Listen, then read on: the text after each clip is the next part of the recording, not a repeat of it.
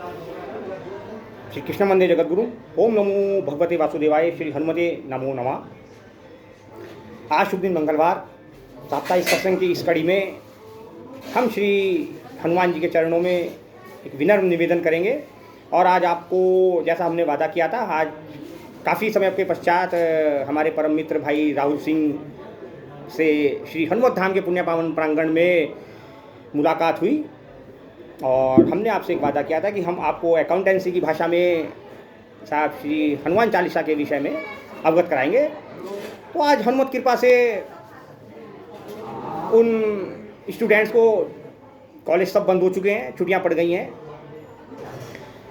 आप श्री हनुमान चालीसा का पाठ करें, अकाउंट्स की भाषा में समझे साहब कि कितना बड़ा लाभ आपको इससे प्राप्त होता है। एंट्रीज़ होती हैं, जैसे आप जनरल एंट्रीज़ करते हैं तो वहाँ पर सबसे पहले जो प्रिंसिपल ऑप्शन होता है साहब, what's comes in debit and what goes out credit, and double entry system होता है साहब अकाउंट्स में। उसी प्रकार से आपके इस संसार में, भौतिक संसार में प्रवेश करने के बाद आपकी डबल एंट्री सिस्टम हो जाती है। ये पूरा जगत आपका दोहरा लेखा प्रणाली पर जैसे अकाउंट्स काम करता है, तो आपके कर्मों का सिद्धांत यहाँ पर उसी प्रकार डबल एंट्री सिस्टम पर काम करता है।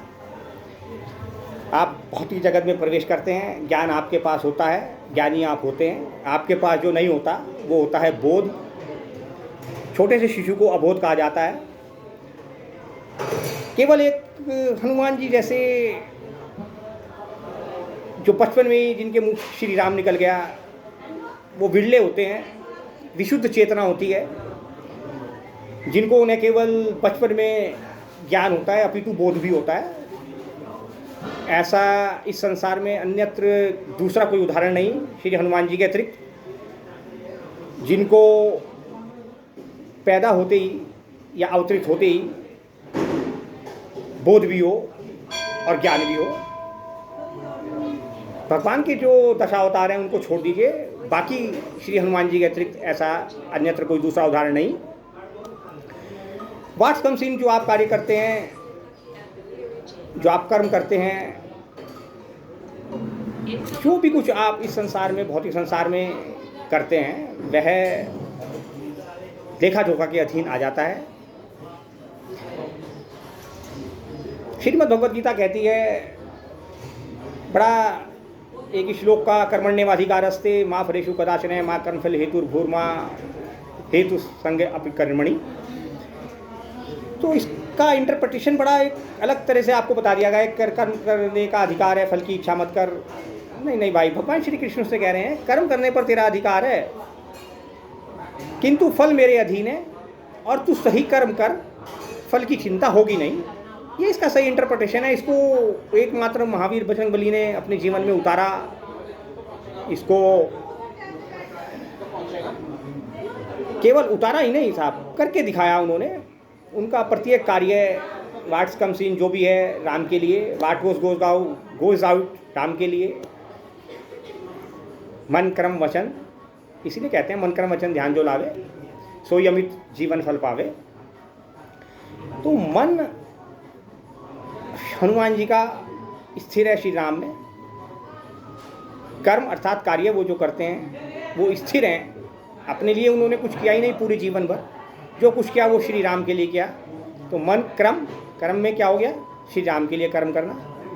वचन, वाणी से स्मरण करना, जपना, ध्यान करना, भजन करना, कीर्तन करना, ये सब कुछ हनुमान जी ने किसके लिए किया, श्री राम के लिए। तो मन कर्म वचन ध्यान जो लावे सोई अमिट। अमिट मतलब अर्थात जिसको मिटाया ना जा सके। भौतिक संसार में जो आया है उसको मिटना है, उसको जाना है। सोई अमिट जी, तो अमिट फल कब प्राप्त होगा, जब कार्य श्री राम के लिए होगा। सोई अमिट जीवन फल पावे। फिर वो मृत्यु हो ना हो, मृत्यु तो अटल है, उसकी मृत्यु नहीं होगी। सोई अमिट जीवन फल पावे, उसकी पूरा जीवन अपना सफल कर लेता है, जिस प्रकार से हनुमान जी महाराज ने किया कि यह स्वयं रुद्रावतार है। तो हमारी आगामी पीढ़ी को जो बात समझनी चाहिए साहब, धर्म के दिशा में जो प्रवेश करने को मिलता है वो किस्से कहानियों से नहीं मिलेगा आपको। आप किसी की उसकी किस्से कहानियाँ पढ़ लें, आपके काम की हो भी सकती हैं, नहीं भी हो सकती, किंतु जब तक आप उसको वेदांत सम्मत नहीं समझेंगे, हम इसको ब्लैक बोर्ड पर, वाइट बोर्ड पर समझाने का प्रयास करेंगे जब भी श्री हनुमत कृपा होगी। तो आज आप एंट्रीज़ के हिसाब से हमने आपको फर्स्ट चैप्टर का फर्स्ट एंट्रीज़ बताई, double entry system, what comes in debit. Debit होगा जो कुछ आप कर्म करेंगे बहुत सोच समझ कर करें और देखें, निश्चित रूप से नितांत रूप से देखें कि क्या वो आपके अपने लिए क्या है या वो श्री कृष्ण के लिए क्या है। डेबिट होगा एंड व्हाट गोज आउट, उसका फल आपके हाथ में है ही नहीं। अगर वो सही होगा तो आपको फल की चिंता नहीं, व्हाट गोज आउट क्रेडिट हो जाएगा। आपकी बैलेंस शीट इसी प्रकार से तैयार होती है तो आप वहाँ पर, और आप कठोपनिषद पढ़े, नचिकेता की एक बड़ी सुंदर उसमें दृष्टांत है, बहुत कथा है, लाजवाब है। आपने नाम भी नहीं सुना होगा, अनेक लोगों को तो नाम ही नहीं पता है कि कठोपनिषद भी है एक, जिसमें नचिकेता और यमराज का आमने सामने जो वार्तालाप है बहुत सुंदर है। और जो प्रश्न उन्होंने वहाँ पर किया है उसको हनुमान जी ने किस प्रकार यहाँ पर चरित्रार्थ करके दिखाया है, उसका पूरा वर्णन है। मार्कंडेय पुराण आप पढ़ सकते हैं। मार्कंडेय पुराण के भीतर दुर्गा सप्तशती है, शारदीय नवरात्रे होते हैं, ग्रीष्म नवरात्रे होते हैं, वहाँ पर दुर्गा सप्तशती है, 700 श्लोक वहाँ पर हैं। ऋषि मार्कंडेय ने ठीक उसी भांति वह कार्य चरित्रार्थ करके दिखाया जो हनुमान जी ने किया। निर्वाण षटकम आप पढ़ सकते हैं इन छुट्टियों में, 6 बहुत सुंदर श्लोक हैं निर्वाण षटकम के अंदर। आदि गुरु शंकराचार्य जी ने, रामानुजाचार्य जी के शिष्य, उन्होंने जो ज्ञान प्राप्त किया साहब और जो अपने गुरु को जो गुरु दक्षिणा दी निर्वाण षटकम के रूप में, अद्भुत, तो सब आप पढ़ें, अपने एंड्रॉयड मोबाइल का सही उपयोग करें। ये मैं उन स्टूडेंट से कहना चाहता हूँ जिनके पास फर्स्ट ईयर में अब श्रीमद् भगवद गीता और पतंजलि का योग सूत्र लगा हुआ है, जाने समझे और करें। और श्री हनुमान जी के सुंदरकांड का आप पाठ करें। देखिए साहब, हनुमान जी ने किस प्रकार से श्री राम के कार्य को सफल किया। इतना विध्वंस करने के बाद भी लंका में जाकर के माता सीता का पता लगा करके वो वापस आए। और अनेक बार हमारे शौक पर भी जो मेरी आते हैं पूछते हैं, भैया ये जो आप कहते हैं कि हनुमान जी के होते हुए अंगद को क्यों भेजा, हमने 6 कड़ियों में आपको बताया है इसका विस्तार पूर्वक। तो अंगद को भेजने का यही कारण था कि प्रभु के श्री चरणों में हनुमान जी ने प्रार्थना करी जब वो माता की सीता की सूधी लेकर वापस आए।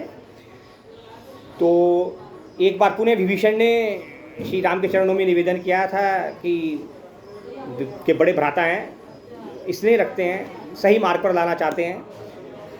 ये उनके स्नेह का परिणाम था कि प्रभु श्री राम ने अद्भुत कृपा करी, विभीषण की भी बात मानी।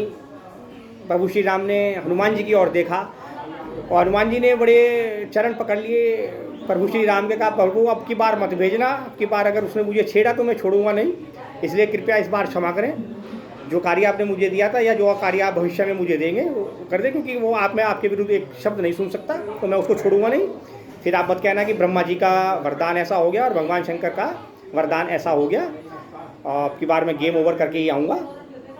तो इस वजह से हनुमान जी की सलाह पर और विभीषण जी के निवेदन पर प्रभु श्री राम ने अंगद जी को दूत बनाकर भेजा। उसके बाद का घटनाक्रम आपने रामायण में देख चुके हैं, आप श्री रामचरितमानस पढ़ चुके हैं। तो ये सब आप करिए, आपके पास बहुत दिन है, अभी 40 दिन की आपकी छुट्टियां पड़ी हुई हैं। और इस एंट्री के माध्यम से हम आपको किसी समय जब भी हमें मौका अवसर मिलेगा, प्राप्त होगा, हम व्हाइट बोर्ड पर आपको समझाने का प्रयास करेंगे। बने रहिए हमारे साथ, देखते रहिए चंद्रकांत आध्यात्मिक यूट्यूब चैनल और श्री हनुमान भक्ति दर्शन चैनल। श्री हनुमते नमो नमः। जय श्री राम, जय सीताराम। महावीर बजरंगबली हनुमान जी महाराज की जय।